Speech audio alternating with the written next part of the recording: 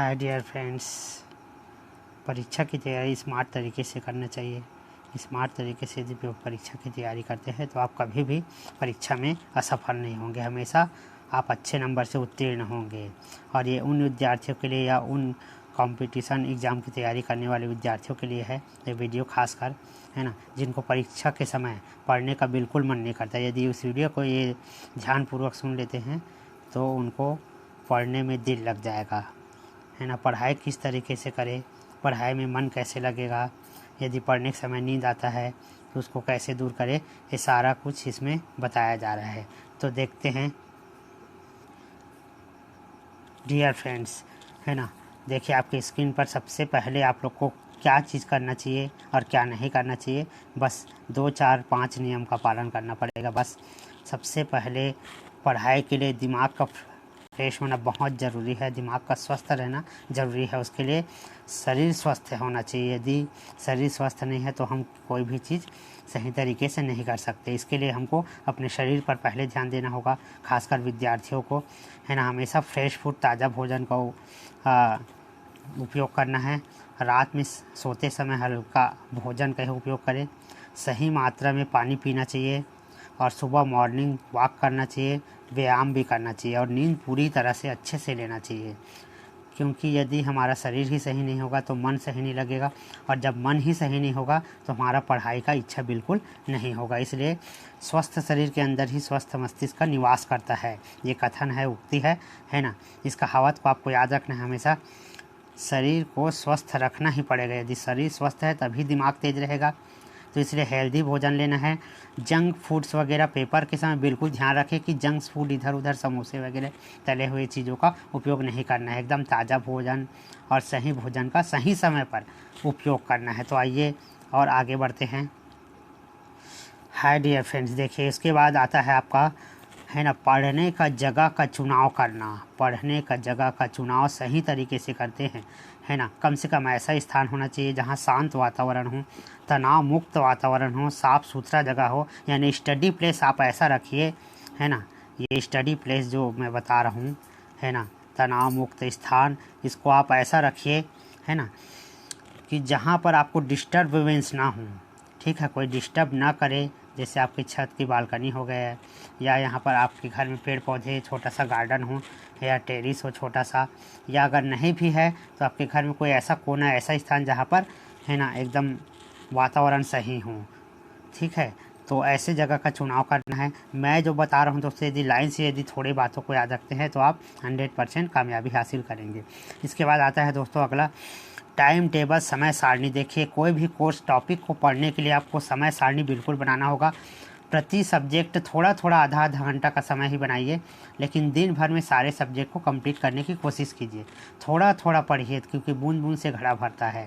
थोड़ा थोड़ा पढ़ेंगे आपको बहुत सारा तैयारी हो जाएगा। बात बहुत सारी है दोस्तों, उसको संक्षिप्त में कहना चाह रहा हूँ, है ना। और आपको समय सारणी बनाते समय जो कोर्स है उसका ब्लूप्रिंट बिल्कुल पढ़ लीजिए, क्योंकि आजकल ब्लूप्रिंट के आधार पर पढ़ाई करना चाहिए। बिना ब्लूप्रिंट के आधार पढ़ाई करेंगे तो आपको कुछ भी समझ में नहीं आने वाला। किस अध्याय से, किस चैप्टर से कितने अंक का प्रश्न आना है, पहले ब्लूप्रिंट देख लीजिए। उसके बाद सारे सब्जेक्ट को थोड़ा थोड़ा करके पढ़िए, यानी समय सारणी को आपको अच्छे से करना है। ठीक है,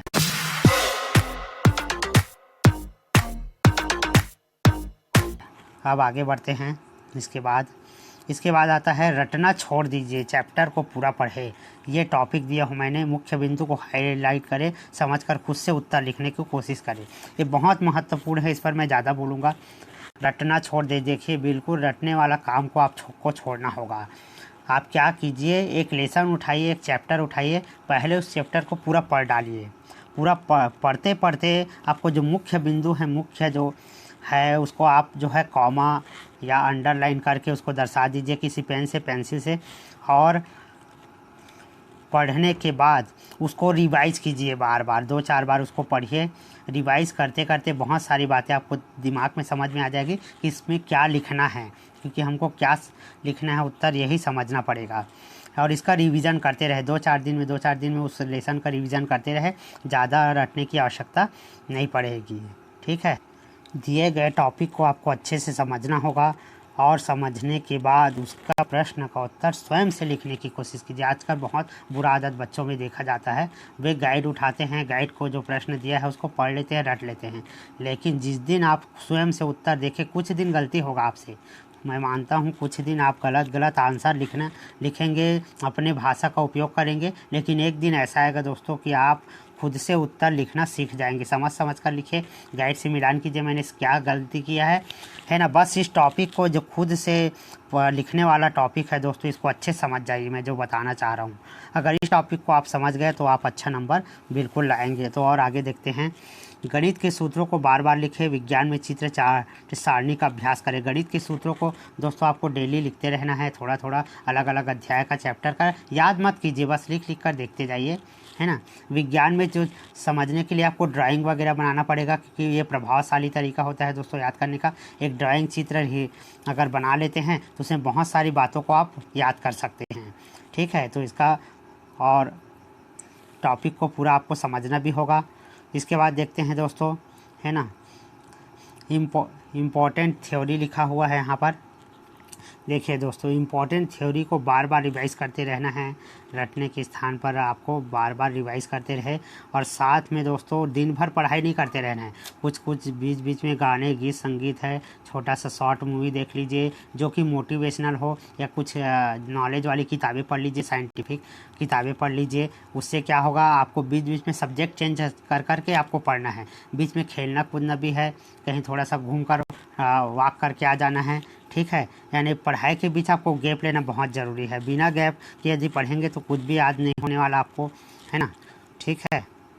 इसके बाद देखिए इम्पोर्टेंट नोट, जब आप पढ़ते रहेंगे तो एक छोटा सा डायरी लीजिए, पेन लीजिए, और जो जो इम्पोर्टेंट लगता है, आपको अच्छा लगता है, उन बातों को लिख लीजिए। जिसको आप अच्छे समझ गए उन बातों को थोड़ा शॉर्ट में लिख लीजिए। इससे क्या होगा, आपका राइटिंग सुधर जाएगा, है ना, ठीक है, और चैप्टर भी कंप्लीट हो जाएगा। और इसके साथ साथ क्या करना है, पूर्व वर्ष के पेपर को पढ़ना है। पूर्व वर्ष के पेपर को पढ़ने का अर्थ क्या हुआ, जो पहले से परीक्षा में आ चुका है उन प्रश्नों को देखना, किस टाइप का प्रश्न पूछा गया है, कितने मार्क्स का पूछा गया है, और वैसे ही प्रश्नों को सेम टू सेम हो आगे पीछे जो मिलता हुआ प्रश्न है उसको आपको रिवाइज करना है, पढ़ते रहना है, ठीक है दोस्तों। और लास्ट में आता है दोस्तों, नींद पूरी करना है। ये बहुत ज़रूरी चीज़ है। यदि हम नाइट में नींद को पूरी नहीं करते हैं और लगातार पढ़ते रहते हैं तो जो पढ़ा हुआ है उसको भूल जाते हैं। बहुत बच्चे बोलते हैं कि हम बहुत पढ़े 1 बजे तक 2 बजे तक, लेकिन सब भूल गए। भूलते इसलिए क्योंकि आप नींद में पढ़े थे, तो नींद में पढ़ी हुई बात जो है दिमाग भूल जाता है। इसलिए आप नींद पूरी कंप्लीट करेंगे और टेंशन फ्री होकर पढ़ाई करेंगे। प्रश्न उत्तर का बार बार लिखकर अभ्यास करना है। बिना लिखे यदि आप उसको हैंडल करने की कोशिश करते हैं तो जो याद कर लिए हैं उसको पहले लिखिए, क्योंकि आप लिख कर नहीं देखेंगे तो आपका जो स्पेलिंग मिस हो रहा है वो कैसे पता चलेगा। इसलिए लिखिए और चेक कीजिए कि मैंने स्पेलिंग सही लिखा है कि नहीं। सूत्र को डेली पढ़ते रहना है दोस्तों, ठीक है। तो यदि आपको वीडियो पसंद आए तो मेरे चैनल को लाइक शेयर सब्सक्राइब ज़रूर कर दीजिएगा, ताकि मैं इसी तरह और बहुत अच्छे नॉलेज लेकर आता रहूं, है ना। थैंक यू, धन्यवाद। और वीडियो को बिल्कुल शेयर कर दीजिए यदि आपको अच्छा लगा हो, है ना। धन्यवाद।